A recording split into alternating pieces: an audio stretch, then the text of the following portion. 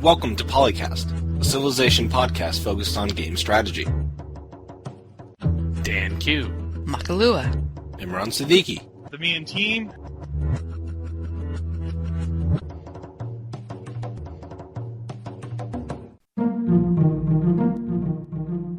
You are listening to episode 84 of PolyCast. I'm Dan Q, and I'm joined by Makalua. Hello. If you recall, back in our second season, a composite show where we had archive segments from previous episodes that got cut due to time. Well, this episode is the exact same thing, except it's for our third season. We hope you enjoyed our Christmas special, and hope that you will join us for Season 4 coming in January 2010. It's 2010 already? Where's my flying car?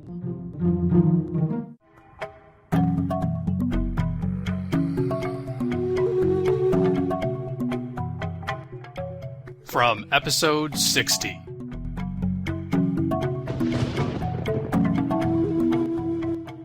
Can we talk about the silly challenge? Yes, one improvement type only, says John MCD. If you were only allowed to build a single type of improvement throughout a whole game of Civilization 4 and had to raise any you couldn't build when you captured them, what would you build and how high a difficulty do you think you could win at? Roads, I think I'll allow, so those are accepted, and then he presents the other options. And really, actually now that I read this, kind of only paid attention to the first part of his question, this how high a difficulty do you think you could win at? Since that's not part of the poll, I guess I kind of went, that's boring. I don't want to talk about that. I want to just click a button, and I've contributed. But this idea here is a great idea for a succession game. You could decide on one particular improvement and then play a succession game where you only build that improvement. Yeah, so your options are mine, farm, pasture, workboats, plantation, windmill, watermill, cottage, oil well, and banana plantations only. Banana plantations. Reading them in the order that they appear in the poll. Right now, Farm's winning. With 7 votes, followed by 4 for cottage. And when I was looking at that, I was actually trying to decide between the two myself. And on balance, I went with farm.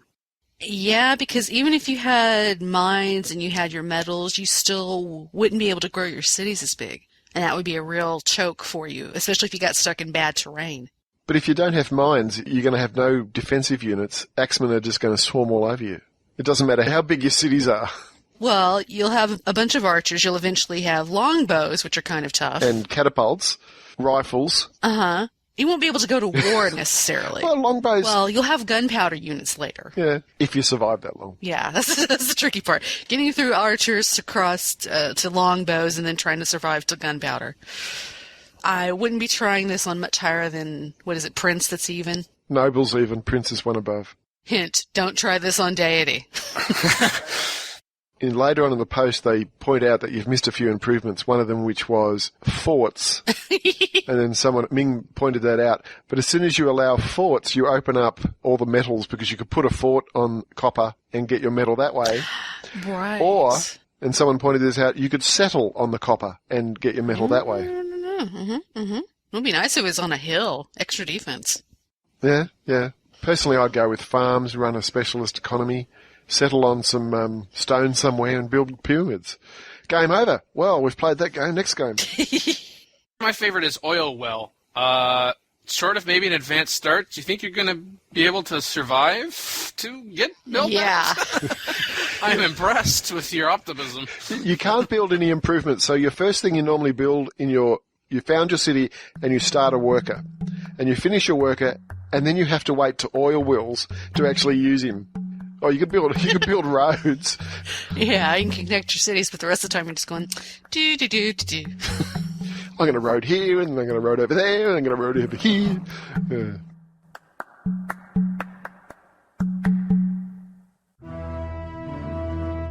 From episode 76. Come on into the research lab where we explore concepts that are not in Civ yet, but may be in the future. Workboats and Bridges, thread by Amy and Beatles. Have you ever had an island and there was a one-tile ocean between it and it was a bother to move workers' units over there using boats? Well, how about using the workboats to create bridges? They would work like a road, and then gave a few details. Before I get into that, Kamikaze said at outset, he said, in preface, I think a better idea would be to have workers and workboats create bridges, where a workboat would be needed to be on the tile, and then a worker could be loaded onto the workboat to carry out the bridge building. At completion, the worker would be automatically unloaded, and then the workboat used up. In my opinion, this represents the significant infrastructure investment of a bridge better than merely having a workboat creating it. I really wouldn't mind a ferry improvement or something like that for a city that's off on an island or something. The micromanagement for archipelago maps and other times where you just get over these little one-tile water bridge is really annoying. It would make playing as Inca, for example, on Earth 18 so much more palatable. What I found interesting about Kamikaze's post there about having workers and workboats creating bridges is when he then went with this person's suggestion, responding to it, and the poster said ability would only be available after researching a certain technology. She said construction or engineering. Kamikaze says engineering and construction are too early, in my opinion. Really, such large-scale bridges were only possible in the last century, quote-unquote. I know we've talked before about just how much land does one tile really represent. Which, of course, depends on the map size. Exactly. And then he says, perhaps a tech like composites could allow this. By the time you get to composites, why bother? Yet you're saying in preface you would rather have workers and workboats create bridges, yet but then the worker wouldn't be able to do it until composites? What? Yeah, what? That's not consistent. Again, I don't know which way you're trying to go with this. By the time you get to composites, it's not going to be an issue because you'll have airlift and things. And we're talking about we need something in the early game, so I'm not sitting there having to have 3 or 4 galleys just to manage taking units and workforce across. In fairness to Kamikaze, that was his initial suggestion, just like construction or engineering was the original poster suggestion, Amy and Beatles. And it was, composites is a bit late, in my opinion. Yes, my opinion too, and I think everyone here. Perhaps there could be a special industrial era technology allowing this. And I like Kamikaze's response, which inherently said, no, we don't need a special industrial era technology allowing this. When I see something like special industrial era technology, I'm thinking, you're going to create another technology on the technology tree just specifically to allow this? I mean, that was my interpretation. But Kamikaze said perhaps industrialism would be a good tech to allow bridge construction with. Again, that's... Come on. Wow, that's... Maybe earlier than that. Steel? Steel or physics? It should be relatively early because if I have one deposit of horses in my empire and it's stuck on an island, I want to get to that pretty damn quick. But, I mean, how big a problem is this? It's just a convenience issue. It's so annoying when you have 4, 5, 6 cities across little amounts of coast. Yeah. And it takes like triple the amount of micromanagement just to do the same thing as they're on the same landmass. Because even waypoints won't work. Right. If people won't buy into the early bridges, then I would just rather have it automatically use a workboat or a galley as a ferry, and you can just lock it in place as if it were a land tile, and just do that then. Yep. Instead of a fortify button, you have a ferry button. Right. Sure, I mean, why not? If it's only one tile, or maybe you could create an up to 2 coastal tiles bridge of galleys or something. And that way your units could just move across it. Perhaps you could take, say, your workboat, designate it as a ferry, and then if a unit moved into the workboat, and if that unit, say, had 2 movements per turn, or even 1, if you said you make it a ferry so it has to stay there, you can't use it for anything else, it could, say, be open to attack, as the original poster said, and you'd have to defend it. Then when the person went on there, go on and come off the ferry in the same turn. Possibly. I wouldn't want it to be seen used as, long road network or something, though, or something that actually accelerates the movement of land units past what they could do with roads, or even with roads, because it does represent somewhat of an obstacle to have water in your way. Yeah, just make it cost 1 full movement point to get across the ferry. A faster unit could load faster and unload faster, so to speak. Mm-hmm. Yeah, I guess that could work. Let's see, what else did this person say here? During times of war, enemy ships can blockade them so they're unable to be used. Yeah, I suppose you sit right on them. Enemy ships could also pillage them. Oh, yes. This is interesting, quote-unquote. They can be built in either friendly or neutral territory. If built in neutral territory, any player can use them. That's an interesting question. Would you want to make it so that as an improvement is something that you could only build if that tile was inside your cultural borders? Well, I think the person's suggestion makes more sense for bridges than a ferry system. Because obviously you wouldn't have to ferry people you didn't want across. Yes. I don't see what's wrong with building it in neutral territory but allowing others to use it then. And if that comes to harm you, it's your fault for building it. Yes. If they ferry the army across and forget to tell you, well, that's your fault. Don't they have to pay you like 1 or 2 gold pieces per unit or something? Toll! The ferry master? There you go. Someone would find a way to abuse the AI on that and get them to repeatedly move the same units. Backwards and forwards. It would happen somehow. One technology to be able to build the bridge, and then another technology to be able to collect tolls. Woo! And then another technology for defending against the troll that lives under the bridge. That could be a random event. Oh, I like the point about perhaps there could be a limit to how many units can be on it at the same time. No good to have 150 tanks on a bridge because it would most likely collapse. Well, yeah, you could have some kind of limit on there. If you did something with a ferry, maybe this is getting too complicated, but you think about the capacity of a particular naval unit. If you assign them as a ferry, except in that case, a workboat doesn't carry any units. So, that's just unnecessarily complicated. When the bridge is full, it becomes impassable until another unit gets off of it. You could give the workboat like the 1 carrying capacity or something for that. And every other unit just retained their carrying capacity. Yeah, you could upgrade your ferries that way as you upgraded through the technology tree, and assuming you built the unit for it. Or do you make the bridge a particular unit? Instead of building a workboat, you build a work bridge or a bridge boat or something like that. So it's not a galley, it's not a workboat, it's a different unit. Obviously free up the capacity and all of those sort of issues. No. You know when the army engineers come to a river, they just throw down some sort of automatic bridge and they roll across it? Yeah, but not in like 2000 BC. Maybe not. Throw rocks into the water with the bridge. You know, in the early game, we're talking about several thousand years. It's not implausible, I guess.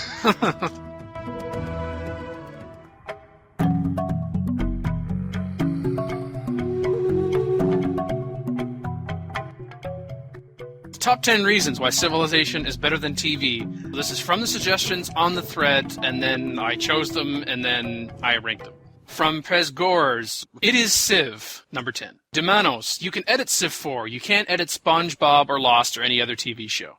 Number 8, from Colurvo, you can act intellectually superior to all those poor schmucks who don't play intelligent games. Number 7, Mick the Nick? you never curse so loud your entire neighborhood hears it after losing a game of Civ, unlike when watching a game of your favorite college football team on TV. Yeah, that one's not true. Would you like to give us a little soundbite of that swearing there, Mackie? You don't swear nearly enough on the show. Oh, golly gee, I can't believe that just happened to me. No, that's the Canadian swearing. You know? So, number 6, Civ actually requires skill and encourages improvement. Who said that? I have no idea. You said that? No, I'm kidding. I have the thread up right now. Really? TV takes a lot of skill. I don't know what you guys are talking about. Yeah, you know how many people don't know how to get the flashing 12 to stop? I must say, like, watching certain TV shows for extended periods of time, that could be construed as skill, although I tend to think of it more willpower. Understanding what about it is good, I guess that could take skill, because I don't know how to do it. Also from Colurvo, number 5, no commercials. Yeah. I did have that at number 5 because now TiVo and the like, I thought, well, there's ways more round commercials than there used to be. If this was 5 or 6 years ago, I would have put that higher on my list. Raid for BBQ. There's always Civ on a laptop during a blackout. That's assuming you've got your battery charged, obviously. And you're not running Vista. Amy and Beatles, again, number 3. Once you buy the game, you don't have to pay a monthly fee, unlike cable. Or WoW. Oh, yeah, I was about to say, it also has some advantages over that. Number 2, also from Raid from BBQ, and the reasons why Civilization is better than TV. A good game of Civ never gets canceled after 10 episodes due to low viewers. Well, it could get canceled after 10 turns if Dan starts on a one-tile island. It won't even make it to 10 turns. Regenerate. Then the number 1 reason from L Plate Ruler. If it doesn't end how you like, you can reload for an alternate ending. Nice. Can I get a reload button in real life? Do-over. I would abuse that so badly. That was just a practice.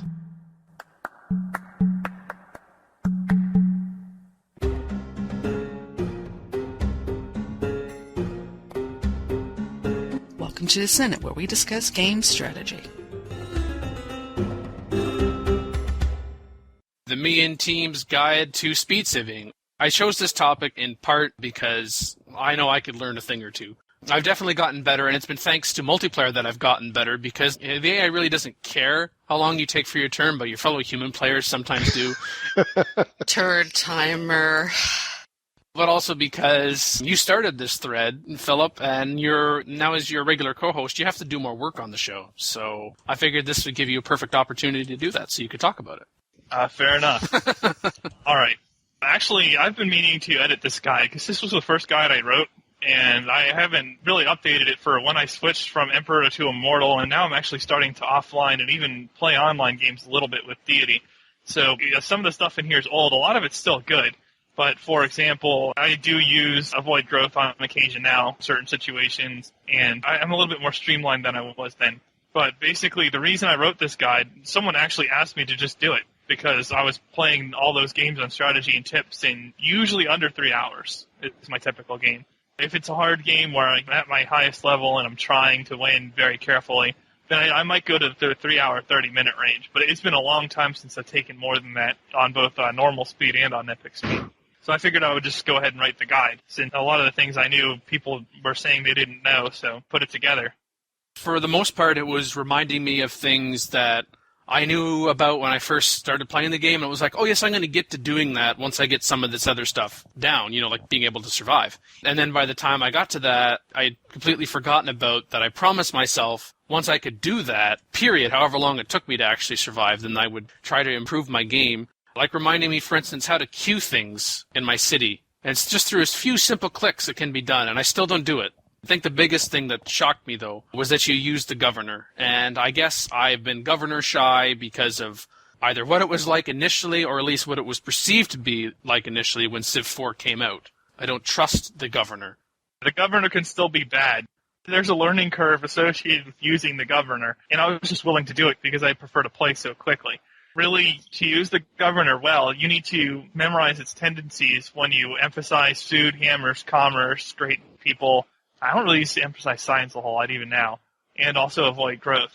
And also take into account the governor's behavior, because it will work different tiles if you have slavery versus not, because it takes into account that you can whip. It also, if you're building wonders, or if you're building wealth or research or culture, it will pick different tiles than it would if you're building a more standard building or unit.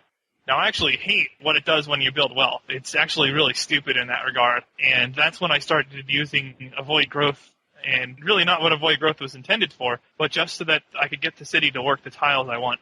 Really, using the governor comes down to memorizing what it will do in a situation if you tell it to emphasize this, that, or the other thing. It will always favor working improved tiles for you unless you're building wealth. It's just the question of which tiles it chooses to do. Usually with some combination of food, hammers, and commerce, you can get it on the tiles you want it. And after a while, you don't even need to see it anymore because you just know that's what it's going to do.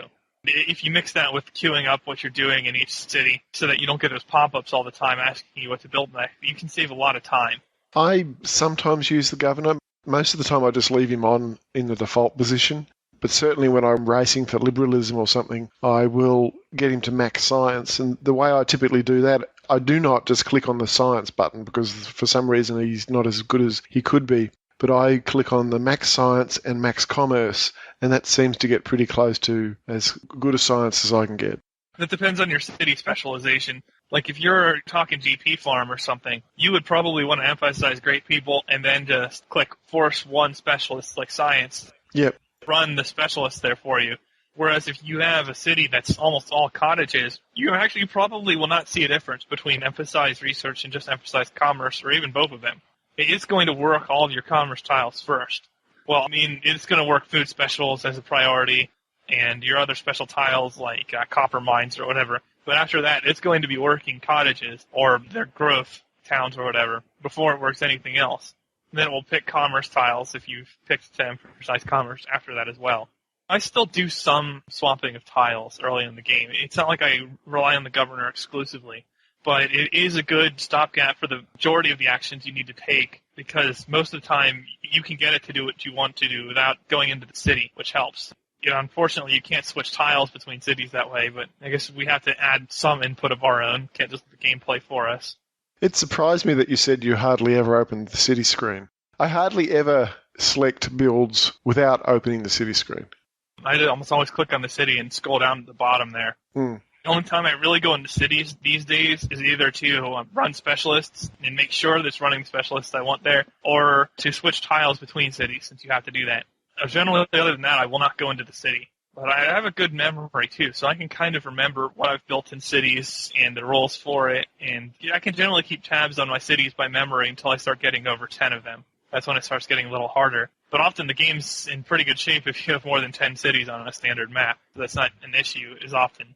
Well, I haven't done it yet in your conclusion about how to practice, about being able to give yourself a turn timer and where only you are playing against the AI, a hot seat multiplayer game where you are the only player other than the AI. I hadn't thought of that before. That way, if I'm not able to make all the decisions I want to in a particular turn, or multiple turns, and I get screwed in the game, nobody else knows but me. That's true. If you start with blazing, it forces you very quickly to start adjusting aspects of your play so that you can finish turns within that time period. But to me, blazing feels kind of slow now. Realms Beyond, they run a whole series of non-competitive epics and adventures, and they had a venture a while back, a Venture 31 Speed Racer, where the object of the game was to win in the shortest amount of elapsed time. The game I played there, I won the game in 41 minutes with a cultural victory.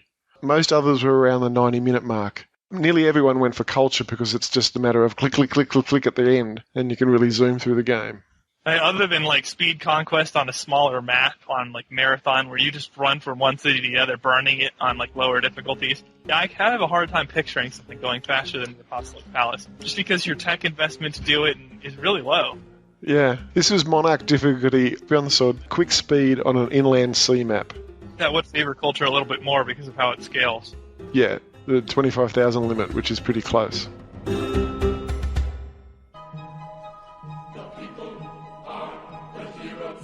from episode 80. Greetings from the Mailbag, where we address listener questions and comments. It's been a while since we've had a mailbag segment on the show. Every once in a while, I'd say once every 3 or 4 months, I go on to Google and I type in PolyCast and CivIV, both in quotation marks, because if you just type in PolyCast, you're going to get a lot of industrial applications for PolyCast. Something I came across actually just in June of this year on a forum I had not heard of before, a weekly independent gaming podcast by gamers for gamers called NoobTube. So with 2 O's, yes? Yes. Very good. Very good. Where someone had said, I'm giving someone a recommendation of where to find out about Civ.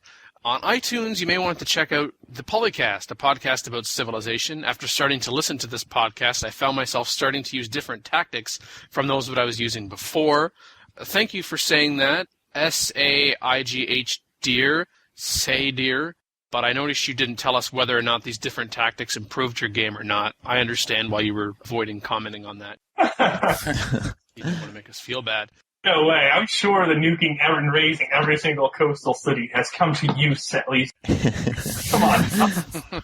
In response, Captain Red Chops says that PolyCast has its pros and cons. They certainly waffle on a lot. Uh-oh.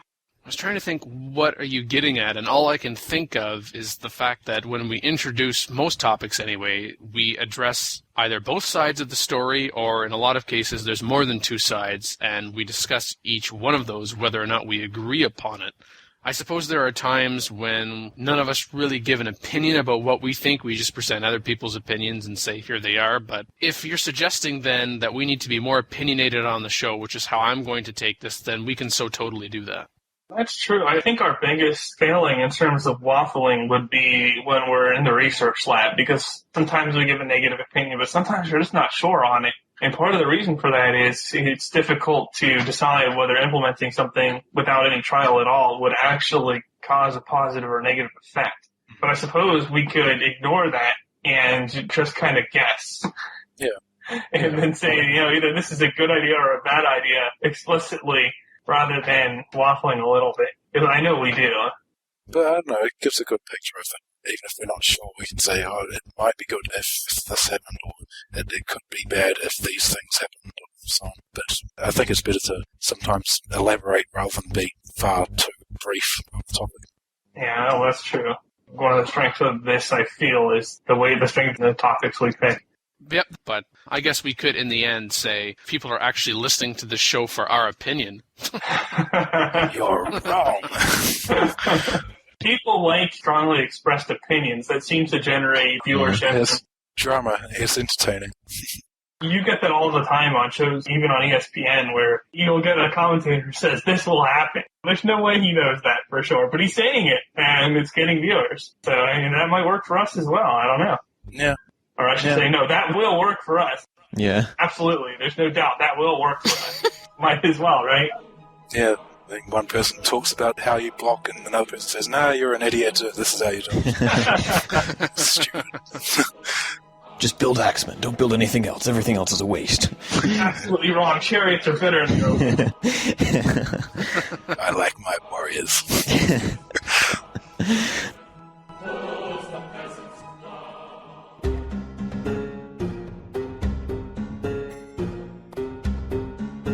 Welcome to the Senate, where we discuss game strategy.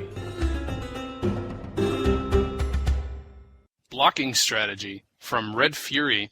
In the last few games I've played on Emperor, I've gone quite a bit out of my way to place a blocking city or two, quite often far away from my capital.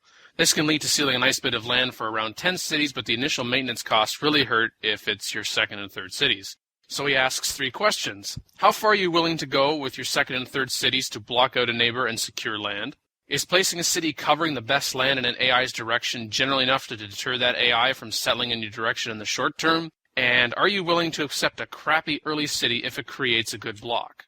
Well, my answer would be that it really depends a lot on the map, obviously. But as a general rule, I usually won't travel more than 10 or so tiles away from my capital because it just becomes impractical with connecting the cities and defending against barbarians in the early game. There's an exceptional blocking location, and no civs on my side of it, something like a one-tile choke point between 2 landmasses or something. I might consider maybe going up to 20 tiles away, but that's sort of pushing it.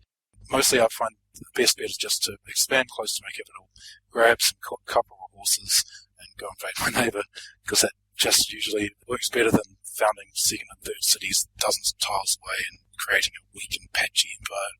I like expanding towards the AI. And if expanding towards the AI, I see that I can block. If I realize, I could expand towards the AI and go to location X and block them now, or I could expand towards them but not be blocking them and go to Y, well, of course I'm going to go to X and block them off. But as you said, it really depends on the map, and it depends on how close your neighbors are.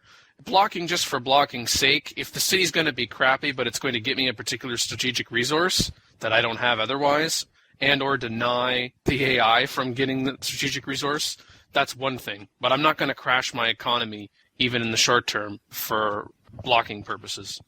The one thing that was worth settling far away for is to grab a necessary resource. My answer to number 1 would be as far as I can go and still actually block. As mentioned already, the AIs will go around, and high-level AIs will go around pretty quickly. Even though I would say I'd be willing to go more than 10, 12 tiles, realistically, unless you have like a kind of narrow landmass, block off all of that with 2 cities, kind of like a narrow continent vertically or something, then I might go more than 10 tiles away from my capital. But for the most part, it's just impractical because the AI will go around you, and then you have this big culture mess. And if it's an aggressive AI, it'll be more likely to declare on you because you share a longer border, and that's not good. I'm actually playing a game kind of like that right now where I had that sort of continent like you described where there was a whole bunch of land and then this narrow choke point where I realized I could block it all off with just 2 cities. So I did that and it worked out because I got all this land. But then the main problem was that it just ended up with the third AI civ that I didn't block also became really, really big. Well, yeah, if you block land, you're blocking land for yourself. Under no circumstances want to block land that other AIs wind up taking. Same thing with a rush or a choke. Like, if you're going to rush or choke, you're doing it to make sure you get more land. And yes, an AI might get a little bit more land if you do that. But you should be getting the vast majority of it, or it's not paying off, because you're incurring expense to make the choking or blocking effort or rushing effort. Yeah. And you don't want to hand freebies out, especially to an AI with a lot of bonuses that can gobble up land and just develop instantly on it.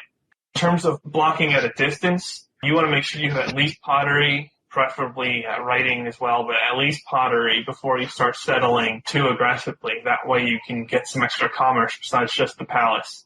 Or, it's okay if you're settling very far away, but you happen to have a gold in that city or something that lets you pay for it right away. That allows you to be more aggressive as well. Because what you don't want to do is have 60 turns to research writing, or even 20. It's too slow then, and your recovery takes forever, and you're vulnerable for a longer period of time because of it. Yeah, you want to wait until at least alphabet if you're going to be settling crazy cities, but then again, by that time, the AI have expanded more. But at least if you have alphabet, usually trade, or sometimes trade, depending on the difficulty level for text that you might be researching. Oh, I'm happy with just pottery and writing, because you can run the scientists if you need a high temporary tech rate. And what you usually do then in single player is research aesthetics, because the vast majority of AIs put that off. And you can use that to trade from, so it's a safer bet. And you still use the binary research, and turn your slider down after you get writing and accrue gold, and then use it to spend on 100% once you get your library in, at least in your commerce city. And you can usually get to that and start your trading game then. But at least with pottery and writing, you're working reasonably developing commerce tiles, and you have a chance at teching somewhat. The more happiness you have before monarchy, the more aggressive you can be, because you can work additional tiles. I think a lot of people lose the value of charismatic there, with its ability to get to +2 happiness in each of its cities. Get to work an extra 2 cottages in the commerce city, and basically work more of everything early in the game. It's got more economic output than people give it credit for. With regards to this placing a city and covering best land in the AI's duration, generally enough to deter them from settling your duration, I'd say definitely not. The AI can be bastards in my experience. Sometimes I've had them settle right next to cities with resources to attempt to steal them. They have no requirements about around your territory to found a city in the middle of land that you've half blocked off. So you really have to either fully block it off or not try it, because they'll just get around any way they can. Yeah. I experimented with this in a recent game. My conclusion was that it buys you time, but it does not buy you a lot of time. The AI will always settle what it feels is its best city site next, and if you take one away, you have to look at the surrounding land, and you have to have a pretty good idea for what the AI is going to favor. It's going to take the next best city site, and if the next best city site happens to be, say you're directly east of the AI, and you settled right up on it west, whereas it would have settled that same city site that you just settled if you didn't do it, but you beat it there. Well, now there's a chance it'll go southeast, northeast, but it could also go straight south or to its west as well, depending on where the next best city site is. So if you can see the land around it, you might realize that putting a blocking city there will start a block and get it to settle away from you for maybe 1 or 2 cities, and give you a chance to get another quick settler to finish the block. But again, it's advanced in that you have to be able to read what the AI will do in that situation in response to you blocking it. Yeah. And of course, I hope it doesn't declare on you, since you're probably going to be a sitting duck for a little while. You can also have trouble if you settle blocking cities on choke points. Sometimes the AI will just build galleys and send their settlers around behind your choke point city, which can be a pain in the butt. In that case, it's time to close borders. You have to keep an eye on it. Yeah, declare war if necessary. Yeah, if you do block them, you have to decide, do you keep closed borders with them for a long time and risk the war, or do you open borders and risk them going AI through? will not travel through your culture with a settler to settle a city unless it's in a galley. Really? I find it's a kind of a weird, fluky exception. But yeah, it'll bypass your cities in a galley to settle around, but it will not go through your culture with open borders. That was a big problem in vanilla, and I guess Fireaxe has decided to annoy players sufficiently to remove it. Huh, okay. Now a block is successful until they get sailing and start building galleys. So you get some time there.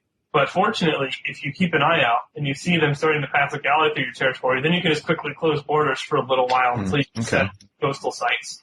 But say you have an inlet site completely surrounded by your culture, To my knowledge, the AI will never settle that peacefully. Huh. Okay. That is really annoying when you're like, come on, that's clearly my territory. It just hasn't turned the right color yet, but it's mine. Well, even their cities are my territory. Yeah. It's just a matter of time. Yeah, exactly. Most of it would be that, well, depends on what type of map you're generating, I suppose, but on most maps, you're not usually going to be able to completely block off an AI just with 1 or 2 cities. And even if you do block off their land path, they're often going to try to go around by sea or whatever. So I'd say unless you can find a perfect location where you can be sure that they're completely sealed off and it isn't too much work, too far away, then just go with settling good cities nearby you and then go to Cleveland. Well, the other thing is you can aggressively try to grab a good city that's a little bit further away than you'd normally go, even at the risk of them going around you and settling, if it's a good enough city. Like if it denies them copper or something. A double gold city with a grassland cow and a riverside corn. Okay. Yeah. I would probably run out and get that city. Yeah, as soon as you can. It's worth it. That's one of the things I really like about this game. Just the amount of discussion we're having on this shows that this is a very dynamic situation, and it takes a lot of strategy just to decide where to settle your cities and in what order. Yeah, and the game will play out very differently depending on how you do that. Oh, yeah, and one of the Immortal games we were playing recently, CivIV, he was on the show recently. Unfortunately, I wasn't around. We had completely different games with the same map, because I got to a gold site near Korea early and he didn't. And that actually served number 2 as a good example. Because I settled that city early, Wang Khan didn't go there. He settled south. And it allowed me to block up northward and wall off the territory. Most of it was crappy tundra, but there's still some good seafood sites up there, and more importantly, iron. So when it came time for a Renaissance Wars, neither of us had horse, but I had iron available and he didn't, so I went with cannons, and he had to go with like draft rifles and trebuchets, I think, and it made a huge difference in the outcome of the game, start to finish, just from the difference in city sites set on.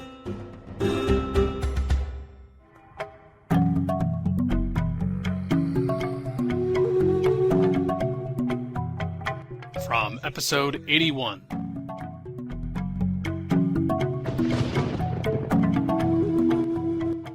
Some guy chopped out Praetorians out of like 2 or 3 cities and just kept pressing me and leaving everyone else alone. So of course we both lost. There's nothing we could do. That was annoying. And the other one that really got me bad in multiplayer was an islands map. I got attacked and had my coastal cities burned on me. It's amazing how hard it is to defend against that without having like a very, very strong navy and major advance notice. Because once they're at your shoreline, they're always going to be threatening more than one city. It's not like we're deity AIs where we can just spam units in every single city. So even if you're more advanced to them, and I was almost at rifles, and he just barely had maces, but he had astronomy. But that was enough. I had all my coastal cities burned, and there's no recovering. Well, all but one. It's pretty much one of the problems with a turn-based game in multiplayer. It doesn't work very well. Yeah. If you were playing turn-based, whoever does have the turn has the complete initiative anyway to concentrate their force on a particular spot. When you're defending, you can't move, obviously. So. Yeah, but that was just a logistics problem. I mean, my cities were more than 3 tiles apart, but the boats could position themselves between either city, and then it doesn't even matter if it's simultaneous or turn-based. You're going to get screwed either way. It was a good lesson. I picked up on that. It's a very powerful thing to do, but it was a pretty big disaster. Was it separated sort of land masses? Yeah, we were on islands. Yeah. In those games, it's pretty much inevitable that 1 or 2 people will get way out in front and go and invade everyone. Yeah, it was either him or me, but I should have just gone for him right away, because I got to astronomy first. I should have started blockading and causing trouble. Because some guy was actually stupid enough to open borders with me. And then if someone does that when you have astronomy and they don't, you know they're not going to be a threat, because they're not thinking right. So I should just let that guy alone and got straight for the guy who was building up military, I guess. I can never think of one particular military disaster. All I can think of is setting up for military disasters. We're taking too long to prep for war, and then all of a sudden the AI's archers are now longbowmen. I guess what goes from a disappointment to a disaster is when just out of frickin' spite and annoyance I attack anyway. But that bring that upon myself. I wish I could blame that on the AI or my worst disaster on human player, but I can't. Not in good conscience.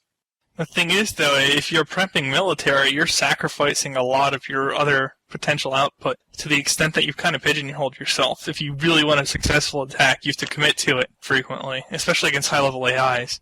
So then if they do suddenly get rifles or whatever, you're kind of screwed. I mean, you can try to go for the next military tech lead then, but by the time you do that, they could easily be there since they weren't sacrificing their technology on military like you were. So it's hard. Then you have the problem if you don't build a military, then they might attack you if you don't have good diplomacy or surviving fights and still teching at the same time. Players can do it, but it's not easy, especially on the high levels. Well, there was that time in our multiplayer game where I tried to rush and then I ended up playing in OCC for the rest of the night. Oh, yeah. Oh, we had that fun one, too, where we were both trying to attack that protective hill city. And we lost so many units. I eventually got it when I got catapults, but it took a long time to recover from that. Hill cities. They're awesome when they're on my side.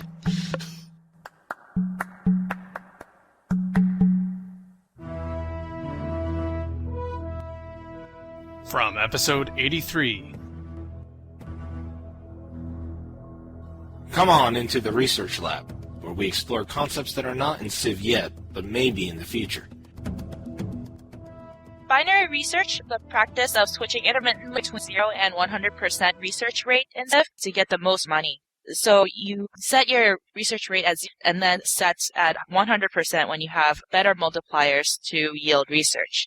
There's a lot of multipliers that go into how much research actually goes into the tech you're researching. First of all, there's a slight bonus in the beakers you get based on how many civs know the tech you're researching already. If you've met them. Basic idea of binary is to maximize the effect of the multipliers when you are running 100% research rate. The other major discount that comes from something outside of your own multipliers is when you have prerequisite technologies for it. Those aren't any. Those are just the prereqs that have a line going from one tech to the next. So, for example, 3 different technologies will give a discount on writing: priesthood, animal husbandry, and pottery, whereas nothing gives a discount on astronomy since there's no lines to it. Obviously, with the prereq thing, you're not really going to be helped by binary research unless you're trading. With the AIs researching the tech before you, you could potentially benefit quite a bit from that. But probably the biggest is the ability to build your library or even your academy before you turn your slider back up, and then your gold is going more efficiently through multipliers. The other very huge advantage to binary research on higher levels is that you rely a ton on trades, and you want to research a technology that you can trade for many times its beaker worth. The less time you give the AI to research the same tech you're researching before you trade it, the better. Yeah, I mean, another aspect that I didn't actually think about that much earlier was, let's say you're researching technology A. So when you do the overflow, the research multipliers that go into technology A will then apply to the below that go to technology B. Say you don't research priesthood for a long time. Say you built pyramids and you didn't need it. Well, then you could binary into priesthood and have the discount for the prereqs, both meditation and polytheism, and all the AIs will know it by then. So you can get huge bonuses on that from just those. And then when you run 100% through it, you can overflow quite a few beakers into your next technology after researching priesthood. So this is a good example of why, in addition to the trade caps for we fear you're becoming too advanced, that you don't necessarily want to trade for smaller techs early in the tech tree, because you can use them to vault your tech rate on a binary as well. Someone commented that the modifiers you get when giving overflow, this has been fixed, that you only get the basic beakers when you overflow a tech to the next. It used to be that way when the article was written, but yes, I was told it was fixed in a patch some time ago. That's worth testing. I'm not sure if it has or hasn't. Call in today. In North America, the number is 301-637-7659. That's 301-637-POLY. In Europe, 44-121-288-7659. That's 44-121-288-POLY. You can Skype us at the PolyCast. Or email us at thepolycast@gmail.com. The only thing worse than being talked about is not being talked about. For more information on PolyCast, our sibling shows Modcast and Revcast, or about PolyCast in general, log on to the series' official website at thepolycast.net.